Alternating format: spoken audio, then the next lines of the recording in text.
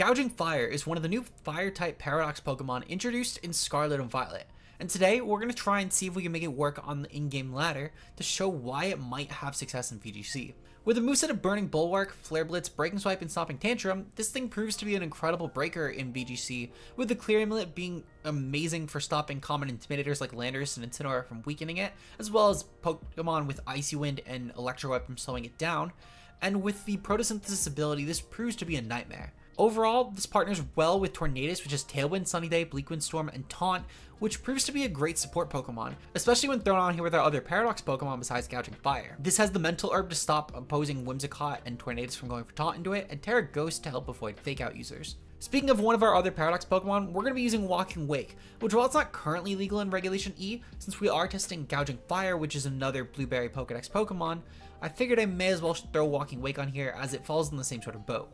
This uses Hydro Steam, Draco Meteor, Flamethrower, and Protect as a really strong wall breaking option, and with 244 special attack, we can actually guarantee the booster speed activates instead of the booster special attack, allowing us to make sure that we are outpacing common Pokemon that might otherwise have been slower, such as the Ogerpons, non-booster Fluttermanes, Chimpao, and many other faster threats. Speaking of Fluttermane though, we do have a booster special attack Fluttermane with the choice specs, allowing our Protosynthesis special attack to stack with this for an incredible wallbreaker option next to Tornadus. With Dazzling Gleam, Moonblast, Shadow Ball, and Power Gem, this proves to be a nightmare, with Power Gem being great for stuff like Incineroar and Ogerpon Fire, Moonblast and Dazzling Gleam being great Fairy Stabs, and Shadow Ball just being overall super reliable. We do need some Fake Out support though, with our first Fake Out user being Rillaboom, which uses a Taunt, Fake Out, Woodhammer, and Grassy Glide moveset. Taunt's great for just overall really fat Pokemon, especially the Dark types that might otherwise be using their Dark typing to avoid Prankster Taunt mons. Rillaboom will get around that. With Grassy Glide as a great priority option, this allows us also a really fast mode for our team in case of Torn just not being super viable.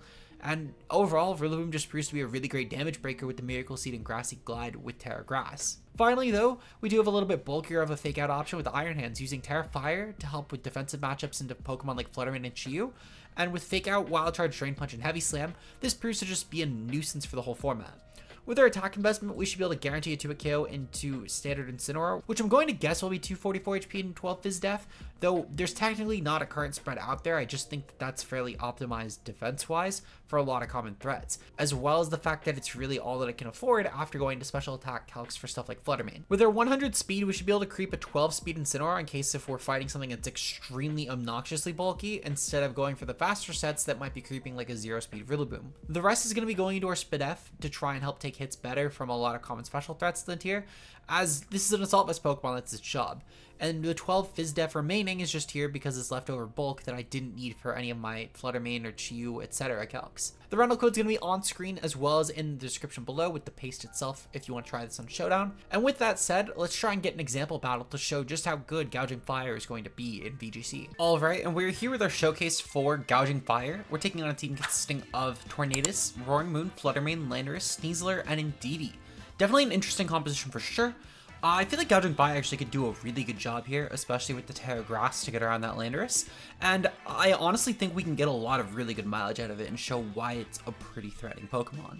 Now, I think they're probably going to lead either with Torn Fluttermane, Torn Lando, or the Psy Spam, which I'm anticipating the Psy Spam to be more of a cleaning mode, but what do I know? We are going to lead off with Tornadus, and I think Tornadus Gouging Fire is a pretty good option. We could actually also clean with it. I think cleaning with that is good too. I think Torn Flutter is just a really safe lead for us, and then we go with Gouging Fire in the back and Rillaboom. Rillaboom will be great here, obviously, to just try and clear their own terrain if they bring it. It might be a good way to disrupt the Sneasler, especially if it's meaning to come in after Indeedee is at terrain instead of just on the same turn. So we're going to end up seeing what happens here, but good luck, have fun to my opponent. I feel pretty confident the Gouging Fire can be a really good cleaner here. Okay, so my opponent ends up leading up with the Indeedee and the Tornadus. Definitely an interesting start for sure. My Fluttermane should match up really well into this, and what I can actually do is I can just switch out my Tornadus and go straight for my own Rillaboom. This way, I can hopefully stop any sort of shenaniganry they might be going for. And I'm going to go for a Dazzling Gleam here. I just really need the damage off. Meanwhile, I don't really need the Tera boost that Tera Fairy would get. It's just about getting off any sort of chip against these two, frankly.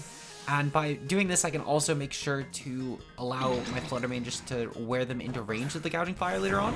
And even just wearing down the Torn a bit so Rillaboom has less of a Torn problem to deal with is also still pretty good. My opponent is going to take the Dazzling Gleam, of course. That means they're probably going for Bleakwind Storm. I can't imagine they were going to pick anything else, since Torn is pretty much only running this move right now as an offensive option. This does lead me to believe that Indeedee, is going for Trick Room. Okay, so Trick Room Indeedee is still perfectly fine. In all honesty, I can probably just go for a Grassy Glide into that, and then another Dazzling Gleam this turn, frankly. Since it's not really like either of these Pokemon are going to deal a lot. I could also just go for a Fake Out into the Tornadus. Fake Out into Torn could be decent just to keep my Rillaboom alive, since I doubt that they'll target it with Indeedee. And then a Dazzling Gleam this turn should hurt my opponent a lot. If they switch out, that's fine. I don't really get punished for this though, because they've now lost their terrain by my aggressive play with my own Tornadus, which I'm assuming they made this play because they thought that I was going to be going for some sort of Tailwind that turn, which works really well in my favor. They are going to Psychic the Rillaboom. Okay, I'm honestly fine trading this now. We got the Torn punished at the very least, which is huge. No single target Bleakwind into my Flutter Mane, which is obviously really good for us. And then meanwhile, the Indeedee is nearly KO'd. So we're already doing pretty good. And the best part is that my Gouging Fire actually should be slower than a lot of their team. It's not a guarantee, to be fair. Landers could definitely underpace us, but I think with Tera Grass, we're going to be in a good position here. We're going to bring in Gouging Fire now, and my opponent is going to proceed to bring in... I thought I was going to know it, but I forgot their nickname and stuff. Okay, they're going to bring in Flutter Mane. Well, it's still perfectly fine, because I don't actually need to Tera just yet. What I can do, though, is I can proceed to go for a Flare Blitz into the Flutter Mane, and then I can go for a Dazzling Gleam here. This play should, in general, just deal a lot of damage to my opponent. They're going to withdraw Indeedee, though. That's still very okay for me. And then they're going to bring in Sneasler. Okay, so Sneasler is still going to have to take a Dazzling Gleam here, and it also has to deal with Trick Room, neither of which it really wants to deal with. Sneasler's unburdened, so the second they bring that Indeedee back in, they have to deal with it while having Trick Room up, making Sneasler the slowest Pokemon on the field for multiple turns. My opponent will go for Tera Fairy in their Flutter Mane. Their Gleam should deal a lot more damage, but I'm still kind of okay with this, because mine will go off first due to the Bleakwind drop, as well as the fact that I'll get a nice Flare Blitz into Flutter Mane and KO it in the process. The Gouging Fire has now gotten me a guaranteed win position here. So even if Sneasler does manage to get off a strong attack after they get rid of their own Trick Room, I'm kind of okay here. My Flutter Mane, though, got enough necessary damage output to where even if Landorus was the last mon, though, my Gouging Fire would have been mine, because I had the clear Amulet to stop any sort of Intimidate there. And then meanwhile, Tera Grass would have been great for any damage it could have done. So the matchup was still very good, even if they didn't bring the Sneasler, which I'm not sure why they did with Trick Room, but regardless, we got pretty well positioned. Now I am going to go a little bit cheesy here, and because of the fact that I do want to get the kill with Gouging Fire, we're actually going to go for a Breaking Swipe here. Now Breaking Swipe will kill Indeedee, and we can switch out into my Tornadus instead, preserving my Flutter Mane a little bit. I'm not really too concerned with the Sneasler KOing my Gouging Fire, frankly. We have naturally high Fizz Def, so even without necessarily having to go for anything... Oh, they're going to forfeit. Even better. Okay, we do have one more game today. We're taking on a little bit of an unconventional team, but that's kind of okay because we have a little bit of one ourselves. This team consists of Incineroar, Komao, Champao, Okidogi, Hydrapple, and Swampert. Now, I think against this team, I do actually like the idea of going with Gouging Fire as a lead, and maybe going for a bit more of an aggressive option with Tornadus as a partner. I think we can get a lot of offensive mileage out of our team with this. We're going to go with Flutter Mane and Rillaboom as our backliners this time. I think it just functions a little bit more easily that way. I can also bench Rillaboom potentially, though I do like it as a nice check for Swampert. Let's actually go with Walking Wake. I think Walking Wake could be decent for stuff like Komao as well as the Swampert. It's a nice middle ground for that, whereas Rillaboom wouldn't really be able to do that on its own. And realistically, the Dual Dragon here actually does match up very well into their team, especially since we have Tailwind to back us up. They're going to proceed to lead off with Incineroar and Swampert here. That's perfectly fine. Now, Incineroar can definitely put up some good fake-out pressure, though I do have some nice ways to take advantage of this, so I'm not too concerned here. What I'm going to proceed to do is I'm going to go for a Stomping Tantrum here. With my current typing, as well as the fact that... Well, actually, instead, what I think I'm going to do is I'm going to go for a Burning Bulwark, just in case they go for like a high horsepower this turn, while I go for, well, they most likely fake out it, I should say. And then I'm going to proceed to go for a Sunny Day, meanwhile. This should boost my Gouging Fire's attack stat, which will be very beneficial, as I can now get a +1 stage to my attack, which is even better for the Incineroar, since it can't actually intimidate me. Or parting shot at me, frankly. We are going to go for the Burning Bulwark. They're going to fake out my Tornadus. That's perfectly fine. I can just go for Sunny Day on the next turn. It's not like Swampert will really stop that. Ooh, Rocks. Okay, Rocks are terrifying. Specifically, if I have to switch out, Rocks are terrifying. Though, thankfully, Burning Bulwark doesn't really need to fear Intimidate shuffling with this. Thanks to the Clear Amulet, we're actually kind of set. Just to be safe, though, in case this thing does go for like a high horsepower this turn, I am going to Tera Grass as I go for my Stomping Tantrum, and I'm going to go for a Sunny Day. Sunny Day will allow me to boost my damage further, and frankly, with the +1, I can't imagine that Incineroar will land an attack against me. Even if it does, I can always just go for a Tailwind on the following turn, just to make sure it's never going for a Flare Blitz into me. And if for some reason, I guess they predicted the Grass Tera on my Fire Dragon typing and clicked Flare Blitz, then I refuse to believe they have a Dark type move. But good game, I guess, on my opponent's end. They probably win at that point. They're going to go for Protect on Swampert. That's perfectly fine. This leads me to believe that it is probably the only Protect option, meaning that Incineroar is probably AV. I know it's a little bit of a weird call to make, but Incineroar do typically run actual speed. Can't imagine that Swampert would actually benefit from that, and if anything, I feel like it'd want to be minus speed. Stomping Tantrum will go off though in Incineroar regardless, and that nearly does KO. I'm kind of shocked at how weak it is, to be fair, but it could definitely be worse. They're actually going to be Weakness Policy. Now that's pretty terrifying, actually. This leads me to believe they probably have Power Trip, as it's a really good move overall in Incineroar for that sort of set. They're going to go for a Drain Punch this turn, which I'm perfectly okay with. Meanwhile, we'll get a pretty good Stomping Tantrum going off into my opponent yet again, because there's not really a reason to avoid clicking that. And then I'm going to go for a Tailwind just to... Actually, I don't really need to go for Tailwind yet. We know we outpace. I'll go for Bleakwind just for damage, because the Bleakwind, frankly, will just be better into my opponent, especially if they do go for a defensive Tera type like a Tera Grass to avoid my Stomping Tantrum. This should help pick it off. Otherwise, though, we do kind of risk my Burning Bulwark to something like a Power Trip this turn when my opponent might predict around us dealing good damage. So I don't really want to give that to my opponent. I could have, to be fair, went for Breaking Swipe there, but at the same time, I don't really think that Breaking Swipe gives me a lot overall when I can just seek my KO with the combination of Ground and Flying, as there's not a type that Incineroar can go for that would actually take both. They're going to avoid the attack on Incineroar, that's perfectly fine, because they didn't Tera. I still guarantee kill this. If they did Tera, that actually could have been a problem, but thankfully they didn't. Incineroar now goes down. The Weakness Policy set could have definitely ended up being a problem, but thankfully we were able to take proper advantage of it. And we'll see a flip turn go off from Swampert into the Tornadus. Most likely this means they're going to try and bring in Chien-Pao. If I had to guess, they were trying to boost the damage of their Incineroar here to make sure that they could kill my Burning Bulwark. I know, I keep calling this Burning Bulwark because it's the Protect move. My Gouging Fire. I don't know why I keep calling it Burning Bulwark. Honestly, I feel like it's just a cooler name, if I'm going to be honest. They're going to bring in Okidogi, though. Okidogi is interesting. Actually, this could be kind of a problematic mon. However, thankfully, we do have Flare Blitz, which is Sun boosted, and we are also Proto Attack boosted. So we're looking pretty good here. Chien-Pao will most likely come in this turn, which is something I'll just kind of have to deal with. Though I can maybe go for a Burning Bulwark plus Tailwind, and then now have dual field advantage against it. They're actually going to bring in Hydrapple. Now, Hydrapple is definitely pretty interesting, though thankfully I can proceed to just go for a Flare Blitz into the Okidogi, or even just a Breaking Swipe here, which will hit both mons. I think we'll go for Flare Blitz.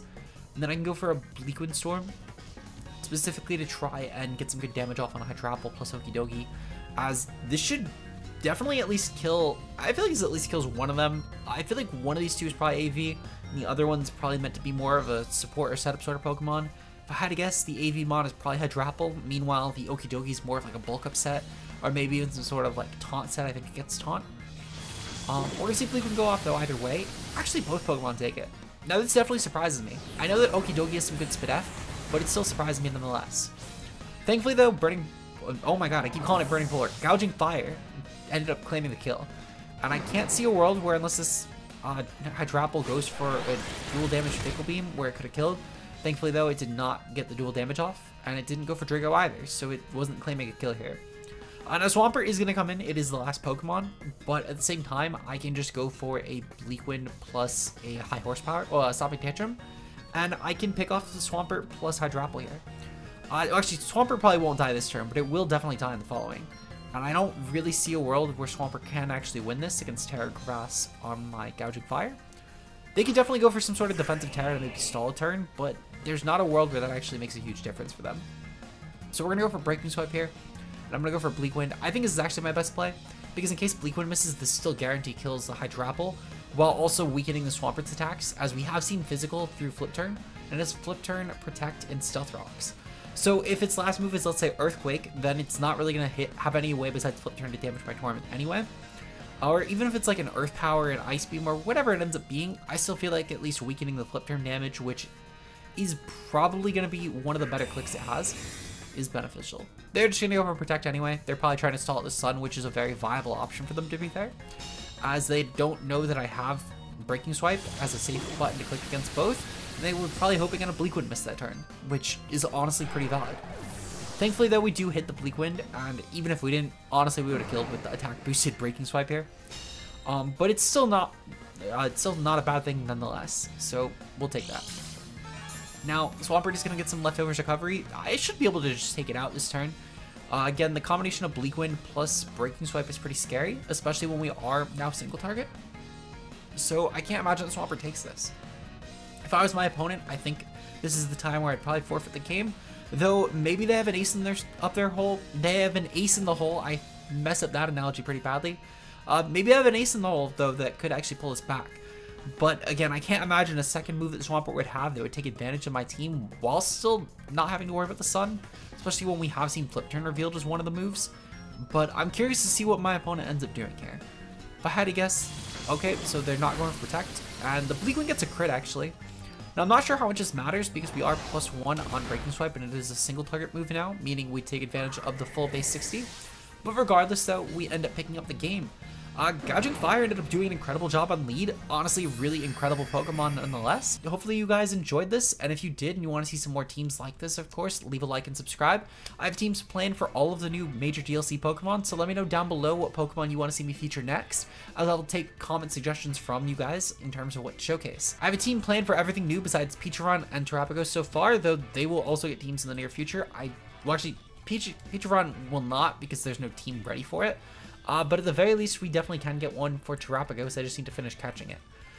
Speaking of, though, if you guys are looking forward to more content, hit the subscribe button so you can stay up to date and consider becoming a channel member, where for just a couple dollars a month you get some nice bonus content, including some nice members-only videos where we're going to discuss some Pokemon in general and how they're going to probably do in future formats.